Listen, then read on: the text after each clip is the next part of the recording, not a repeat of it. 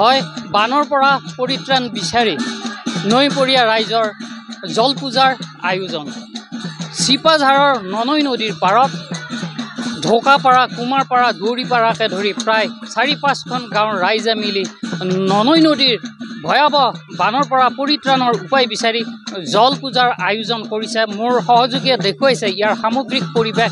ইয়াতে আয়তীসকলে নাম প্ৰসংগ ইয়াতে আৰম্ভ কৰিছে আৰু এফালে পুৰোহিতৰ মন্ত্ৰোচ্চাৰণ আৰু এই পূজাতে সকলোৱে নিজৰ সামৰ্থ্য অনুযায়ী হাঁহ পাৰ কণী শৰাই নৈবেদ্য আগবঢ়াইছে আৰু এয়া আয়তীসকলৰ নামৰ এক পৰিৱেশ মোৰ সহযোগীয়ে দেখুৱাইছে।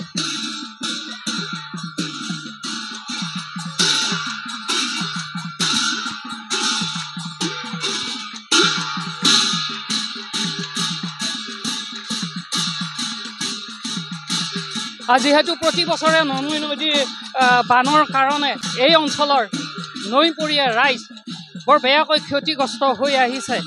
বাৰে বাৰে ভাঙে কেইবা ঠাইতো ননৈ নদীয়ে মথাউৰি।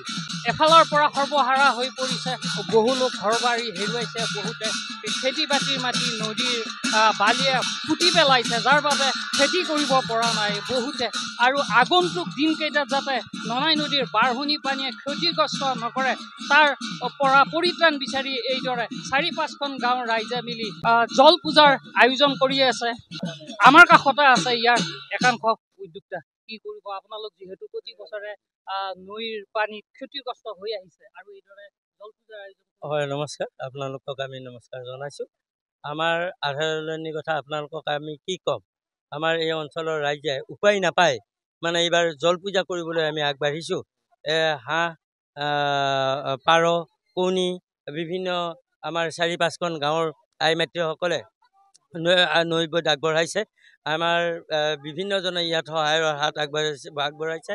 আমাৰ উপায় নোহোৱা হৈছে।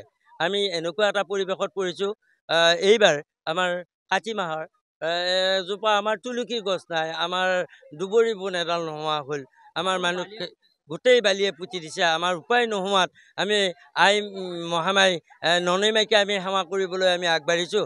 আমাৰ বিকল্প উপায় নোহোৱা হৈছে। এই চলিয়াপাৰা এইটো গোসাঁইঘৰ এই অঞ্চলৰ ৰাইজে যথেষ্ট পৰিমাণে সহায়ৰ হাত আগবঢ়াইছে।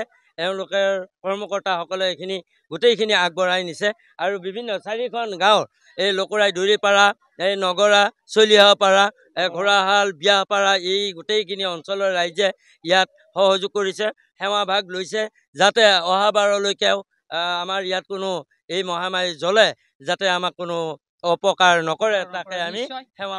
যিহেতু মাতৃক নৈপৰীয়া ৰাইজে প্ৰতি বছৰে মাতৃ হিচাপে জ্ঞান কৰি আহিছে, এই পূজা সেৱাৰ জৰিয়তে নদী মাতৃয়ে নিশ্চয় ৰক্ষা কৰিব আপোনালোকক। হয়, নমস্কাৰ। ইয়াত মানে প্ৰতি বছৰে বানপানীৰ আমি সন্মুখীন হ'ব লগা হয়, মানে সেয়ে আজি ইয়াত সকলো ৰাইজে লগ লাগি ইয়াত জল দেৱতা পূজা কৰা হয় আৰু তাত এই পাৰ, হাঁহ, কণী যোনে যি পাৰিছে আনিছে, নৈবেদ্য আনিছে আৰু আয়তীসকলে নামো ধৰিছে। মানে আমি বানপানী প্ৰতি বছৰে সন্মুখীন হ'ব লগা হয়, মানে থাকিব জাগা নোহোৱা হয়, মাথাউৰিত আহিব লাগে, কিছুমানে মানে আহিব নোৱাৰে, অসুবিধাৰ সন্মুখীন হয়, গৰু ছাগলী হাঁহ পাৰ সকলোবোৰ উটি যায়। মানে প্ৰতি বছৰে আমি বিপদৰ সন্মুখীন হ'ব লগা হয় আৰু আৰ্থিকভাৱেও এই নৈপৰীয়া ৰাইজ ৪-৫খন গাঁৱৰ ৰাইজ আৰ্থিকভাৱেও এই ক্ষতিগ্ৰস্ত হৈ গৈছে, সকলো আৰ্থিকভাৱে দুৰ্বল হৈ পৰিছে আৰু আগন্তুক যাতে ননৈ নদীৰ বাঢ়নি পানীয়ে ক্ষতিগ্ৰস্ত কৰিব নোৱাৰে তাৰ বাবে এই সকল ৰাইজে এনেদৰে জলপূজাত ব্যস্ত হৈ থকা দেখিব।